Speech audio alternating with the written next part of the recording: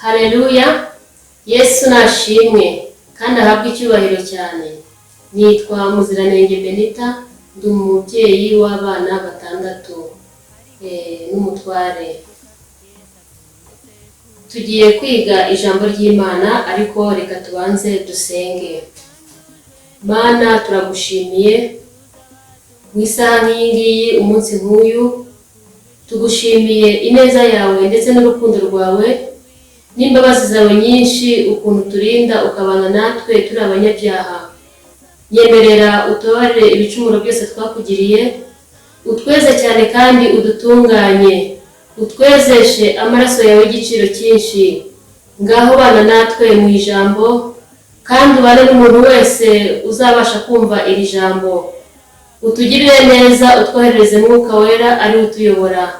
Dufashe muri byose, kandi ibyo ngusabye byose mbisabye nizeye izina ryawe Yesu, amena. Tugiye kwiga ijambo ryanditswe muri Matayo igice cya 28 umurongo wa 2. Haravuga ngo, habaho igishitsi cyinshi kuko marayika w'umwami Imana yari amanutse avuye mu ijuru, abirindura igitare akicaraho. Amena. Tujye no ku murongo wa 5. Uwo marayika arababwira ati, ku murongo wa 5, ariko marayika abwira abagore ati, mwebweho mwitinya, kuko nzi yuko mushaka Yesu wabambwe. Amen. Haleluya. Ngo marayika yabwiye abagore ngo, mwebweho mwitinya, kuko nzi yuko mushaka Yesu wabambwe. Bivuga ngo umuntu ushaka Yesu Kristo ntakwiriye kugira ubwoba. Uko byagenda kose, aho yaba mushakira hose, mu bibazo yaba afite byose, umuntu ushaka Yesu Kristo ntakwiriye kugira ubwoba, kuko Yesu ntabwo ari umunyabwoba. Yesu ni inshuti nziza. Yesu ni umuntu ukomeye cyane. Yaje mu isi aje kurangiza ibibazo, yaje mu isi aje kugirira abantu neza, yaje mu isi aje kubohora imbohe, yaje mu isi aje gutabara abantu, yaje mu isi aje kurengera ubwoko bw'Imana. Amen. Haleluya. Nuko ariko ku murongo wa 2 havuze ngo habaho igishitsi cyinshi cyane, ngo icyo gishitsi kibaho kubera ko Yesu Kristo yari yabambwe icyo gihe. Barangije baramuhamba, baramushyingura. Bamaze kumushyingura, ngo abigishwa ngo ba Yesu ngo bari bamaze kubona ko Yesu yarangije gupfa, ariko ngo abatambyi n'abafarisayo ngo bagiye kwa Pilato, babaza Pilato bati, uriya mwigisha, uriya munyabinyoma yari yabeshye yuko namara iminsi 3 azazuka. Bari bamwise umubeshyi. Muri iki gihe umuntu wese uvuga ijambo ry'Imana inshuro nyinshi bamwita umubeshyi. Iyo ari umuhanuzi kenshi bamwita umubeshyi. Icyo gihe nabwo Yesu bamwise umubeshyi, ngo bajya kwa Pilato kuko yari umuyobozi icyo gihe, baramubwira ngo uriya mubeshyi yavuze yuko nyuma y'iminsi 3 ari buzuke. Ariko ntabwo bari bemeye ko ashobora kuzuka. Bari bazi ko bafite ububasha bwo kumushyira mu mva ntiyongere kusohokamo. Bari bazi ko bafite ubushobozi bwo kumubika ntiyongere kuvamo. Bari bazi ko bafite ubushobozi bwo kugenda bagashyingura ntazongere kuzuka. Ariko Imana ifite ububasha n'ubushobozi bwo kuzura n'ibyapfuye. Imana ifite ububasha n'ubushobozi bwo guhindura ibyanze guhinduka.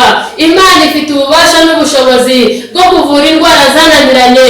Imana ifite ububasha n'ubushobozi. Aho handitswe ngo icyo gitare ngo marayika w'Uwiteka arakibirindura akicaraho. Ngo arangije kucyicaraho, ngo haza abagore 2 bashaka Yesu. Ngo maze bahageze basanga uwo marayika yicaye ku gitare, arababwira ngo ndabizi neza ko mushaka Yesu wabambwe. Haleluya. Amena. Nuko amaze kubabwira atyo barigendera, kuko bari gushakira umuzima mu bapfuye. Bari bazi ko yapfuye byarangiye, nabo nta cyizere bari bafite cy'uko ashobora kongera kuba muzima. Ariko Yesu Kristo yari abizi neza ko azazuka. Abantu ntibigeze babyemera, ariko yari umunyembaraga cyane. Ntabwo abantu bamwemeye, ntabwo bamwizeye kabiri ntabwo bigeze bizera imana yo mu ijuru, kuko uwanze kwizera Yesu ntabwo yakwizera imana atabonye. Kandi Yesu yari ari mu isi abana nabo, yari intumwa y'Imana kandi yari umwuka wera, ariko abantu ntibigeze bemera yuko Yesu yazuka. Ndetse bamaze kumushyingura ngo bashyiraho ngo igitare kiremereye cyane, ngo bagihomeshe ubushishi, ngo bashaka abarinzi bo kukirinda ngo kugira ngo Yesu Kristo atazuka. Ngo ndetse babwira Pilato ngo uwo mubeshyi yavuze yuko azazuka, ngo duha abandi barinzi babashe kurinda aho hantu ngo kugira ngo Yesu Kristo atazuka, ngo kugira ngo abigishwa bataza bakiba intumbi ye, ngo barangiza bakabeshya ko yazutse. Haleluya, amena. Ariko Uwiteka ni Imana ikomeye, ni Imana ifite ububasha. Marayika amaze guturuka mu ijuru, amaze kugera aho hantu igitare cyicaraho, bivuga ngo hari ubushobozi, hari izindi mbaraga, hari ubundi butware, hari ubundi bubasha buhari kugira ngo burengere umuntu wese. Hari ubundi bubasha buhari bushobora kurengera umuntu, hari ubundi bushobozi buhari bushobora gutabara mu kibazo cyananiranye, hari ubundi bushobozi buhari bushobora kurengera umurwayi, hari ubundi bushobozi buhari bushobora kurengera imfungwa, hari ubundi bushobozi buhari bushobora gutabara umuntu mu kibazo arimo atabasha kwitabaramo, hari ubundi bushobozi buhari bushobora kurengera umuntu wabuze urubyaro, hari ubundi bushobozi buhari bushobora kurengera umuntu wamugaye abikoreshejwe n'abandi bantu, hari ubundi bushobozi buhari bushobora kurengera umuntu wamugaye yararozwe, hari ubundi bushobozi buhari bushobora kurengera umuntu mu kibazo cyose afite, bushobora kurengera umuntu mu kibazo cy'urugo, bushobora kurengera umuntu mu kibazo cy'urubyaro. Aleluya, amena. Erega Imana ifite imbaraga abantu batazi, Imana ifite ubushobozi abantu batazi, Imana ifite ubutware. Erega Imana niyo yaremye umuntu, iramurema rwose, iteranya ingingo, inyama n'amaraso byose biri mu biganza by'Uwiteka. Erega nta kindi kintu gifite ubutware kuri uyu mubiri twambaye. Ariko ubundi uyu mwuka duhumeka, ubundi wawutira hehe uramutse ushize? Uyu mwuka duhumeka wawusaba hehe? Ibaze ikintu utabwira mugenzi wawe ngo wantije akanya gatoya, ibaze ikintu utabwira inshuti yawe ngo wantije akanya gato, ngo wamfashije. Iyo umuntu yageze mu kibazo ntababona yakwitabaza, ntababona yakwiyambaza. Hari ikibazo ugeramo ugasanga nta n'inshuti wakibwira ngo ikigufashemo, ugasanga ari icyawe personel, nta wundi muntu wakigufashamo. Haleluya, amena. Cyane cyane ikibazo cy'umubiri, ikibazo cy'umubiri ntawe ugitabara bundi, ikibazo cy'umubiri ntawe ukirengera bundi, ndetse n'umubyeyi wakubyaye ntabwo yakurengera ku kibazo cy'umubiri. Ibyo ntabwo bishoboka, kuko Imana yonyine niyo usigaje gutumbira, ugatumbira umusaraba, ugatumbira Uwiteka, ukareba Imana yo mu gihugu cyo mu ijuru. Nta wundi muntu wakurengera wageze mu kibazo cy'umubiri. Ibindi bibazo byose birashoboka yuko umuntu yakurengera. Ari ikibazo cy'amafaranga, inshuti yawe wayibwira ikaguha dukeya ikakorohereza. Ari ikibazo cy'ibyo kurya wabwira umuturanyi akakorohereza uwo munsi. Ari ikibazo cy'imyambaro watira umuvandimwe. Ariko si ikibazo cy'ubuzima, ikibazo cy'umubiri watira nde? Ntabwo watira umwuka. Uyu mwuka duhumeka ni uw'igiciro cyinshi. Imana ifite ububasha, Imana ifite ubushobozi. Iyo ivuze ngo stop, ubwo ari stop, nta kindi wakongeraho. Ubwo rero nimwubahe Imana kandi muyihimbaze, kuko ni inyabubasha, ni inyabushobozi. Nuko Yesu Kristo nawe yarapfuye rwose, Imana irabyemera ko apfa, arabambwa irabyemera, abantu bamutera amacumu, Imana irabyemera. Yari ifite ubushobozi bwo kubanyaga uwo mwuka kugira ngo bareke kumugirira nabi, ariko Imana yarabyemeye kugira ngo babazwe, twebwe tubabarirwe, kugira ngo Mwami Imana, haleluya, kugira ngo Yesu aterwe amacumu, twebwe duhabwe amahoro. Amen, haleluya. Nuko Yesu Kristo rero baramushyingura, bamaze kumushyingura ngo bashyiraho igitare kiremereye, ariko marayika w'Uwiteka ngo ageze kuri icyo gitare ngo arakibirindura akicaraho. Amen, haleluya. Yesu Kristo yicare ku kibazo cyawe, marayika w'Uwiteka yicare ku burwayi bwawe, marayika w'Uwiteka yicare ku kibazo ufite, marayika w'Uwiteka yicare ku kibazo cy'inzara, marayika w'Uwiteka yicare ku kibazo cyo kwambara ubusa, marayika w'Uwiteka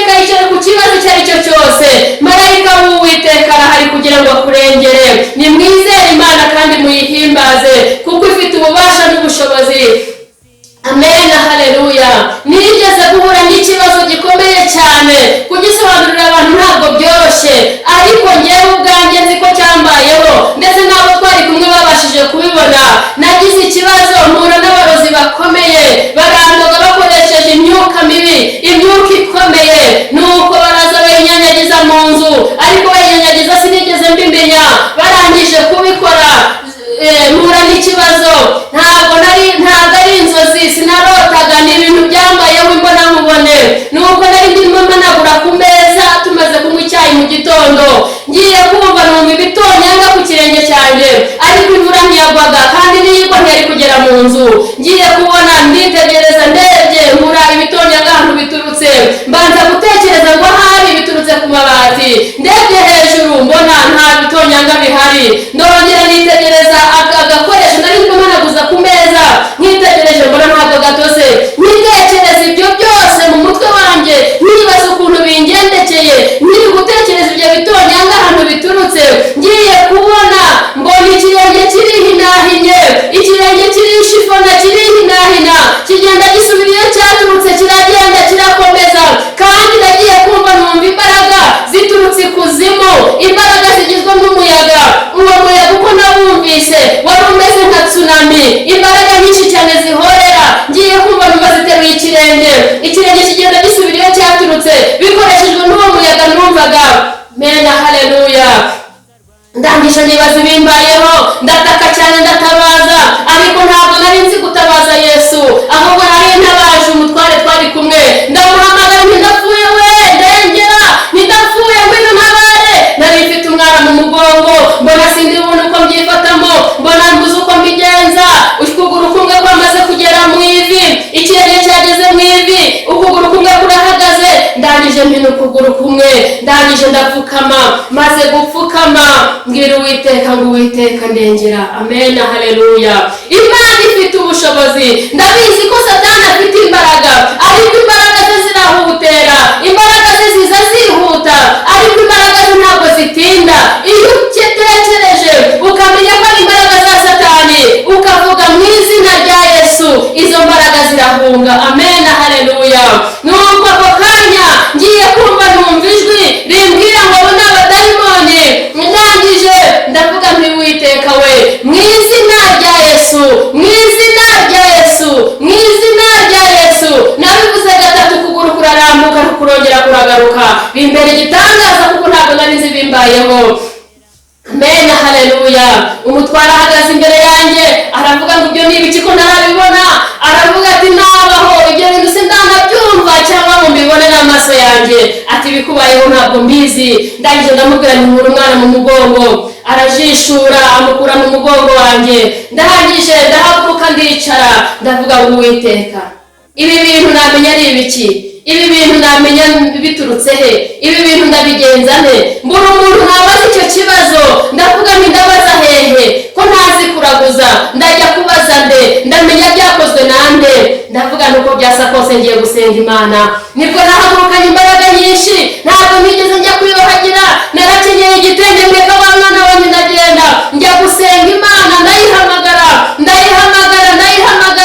Ndangije ngiye kubona mbona haje umuhanuzi, arambwira ati bikubayeho mu kanya, byakozwe n'abana b'abantu.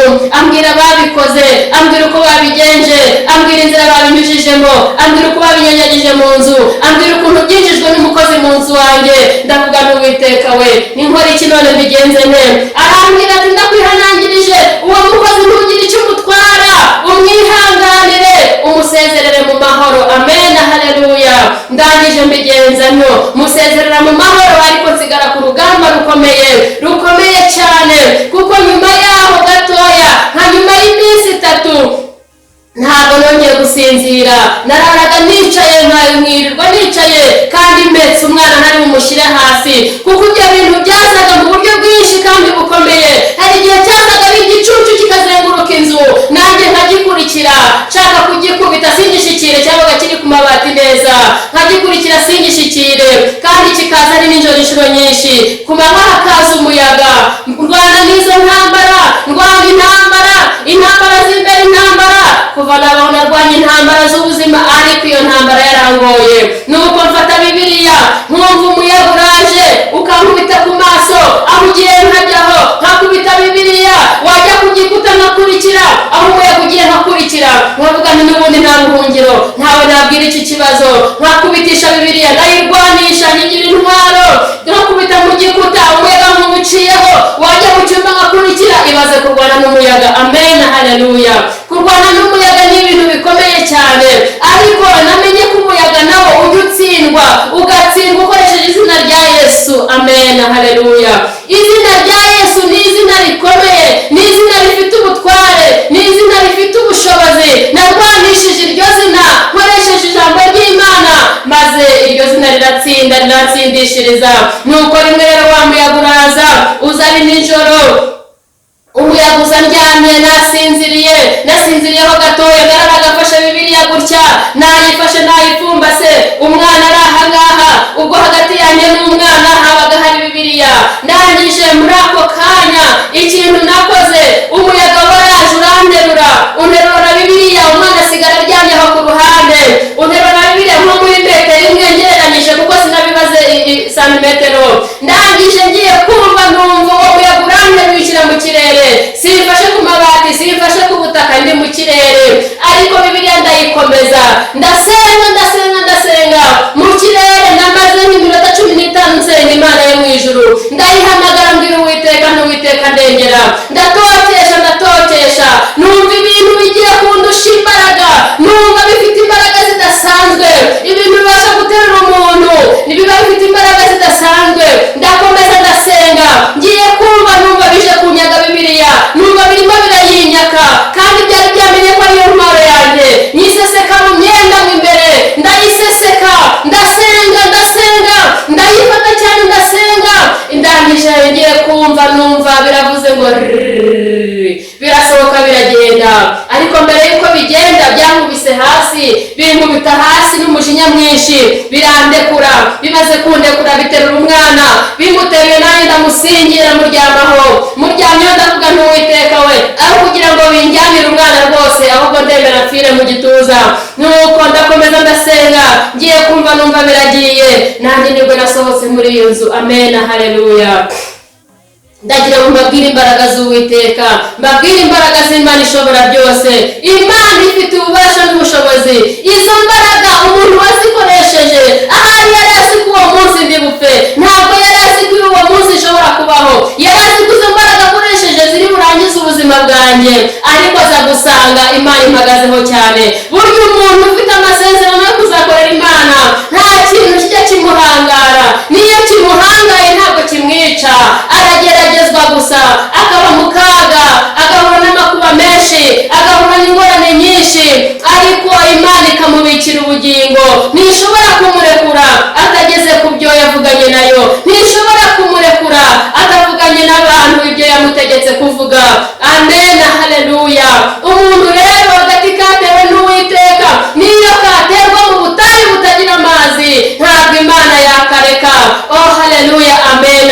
Ariko birumvikana ko iyo umuntu ari umukozi w'Imana ahigwa n'abantu benshi, iyo umuntu ari umukozi w'Imana ahigwa na Satani, kandi Satani nta kindi kintu yakoresha, atuma abantu, ntabwo yakwiyizira ubwe, atuma abantu, ariko kuri njye ariyizira n'imizi n'imiganda. Niba yarohereje umuyaga ukangeraho, ukabasha guhina ikirenge ukakigeza mu ivi, ntibivuga ko we yiyiziye ubwe. Amen, haleluya. Ariko nahabonye imbaraga z'Imana, imbaraga zifite ububasha, imbaraga zifite ubushobozi. Amen, haleluya. Nanjye ndabakumbuza ijuru, ndabakumbuza Imana ishobora byose, ndabakumbuza marayika w'Uwiteka wicara ku gitare. Yaraje yicara kuri icyo gitare nari ndimo, akicaraho. Amaze kukicaraho, ibyo bintu byakomeje bingenda inyuma, bimbuza amahoro, ariko igihe cyarageze nabyo bibura umutekano. Biza gusanga narasizwe amavuta, biza gusanga narambitswe imbaraga, biza gusanga mfite ubundi bubasha.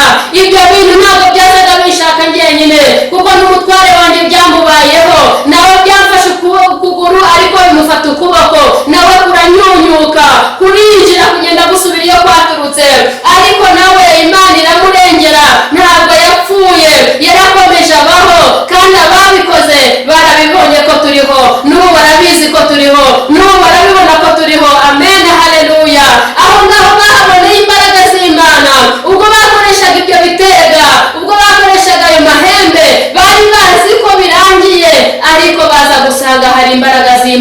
kubana nazo. Amen, haleluya. Mu ijuru hari Imana ifite ububasha, mu ijuru hari Imana ifite ubushobozi, mu ijuru hari Imana ifite ubutware. Nimwegere Uwiteka nawe azabegera, nimwiringire imbaraga ze nawe azabagirira neza. Nimwemere yuko Imana ishobora byose, nta kindi kintu gifite imbaraga mu isi no mu ijuru keretse Imana yonyine. Iyo ivuze ngo ibi bibeho bibaho, igira nk'ikintu nta kindi cyagihindura. Izina ryayo nirihabwe icyubahiro. Murakoze, Imana ibaha umugisha. Amen, haleluya. Abanteze amatwi mwese, Imana ibaha umugisha, kandi mujye mwishimira kumva ijambo ry'Uwiteka kuko rihumuriza umutima, ryomora ibikomere. Amen, haleluya. Iyo umuntu atanze ubuhamya, abantu babasha kwiyumva uruhande barimo. Iyo umuntu atanze ubuhamya, abantu babasha kumenya nabo ko hari ikintu bashobora kwiyungura. Erega umurozi ntabwo yakwica atahuje n'umunsi Uwiteka yashyizeho. Niko Uwiteka yavuganye nanjye. Imana igeze kuyibaza nti ariko Mana, kuki abantu bagerageza abandi? Ni ukubera iki wibona ute? Irambwira ngo mwana wanjye, nta muntu ushobora kwica undi atari njye wabigizemo uruhare. Uburyo umurozi ahuza n'umunsi nashizeho, niko Uwiteka yavuganye nanjye. Imana rero itabishatse, niyo bakurogesha iki, niyo baguteza amahembe, niyo baguteza ibitega, niyo baguteza umuyaga, icyo bakora cyose ntabwo wava mu isi Imana itabishatse. Amen, haleluya. Nimwakire ijambo ry'Imana.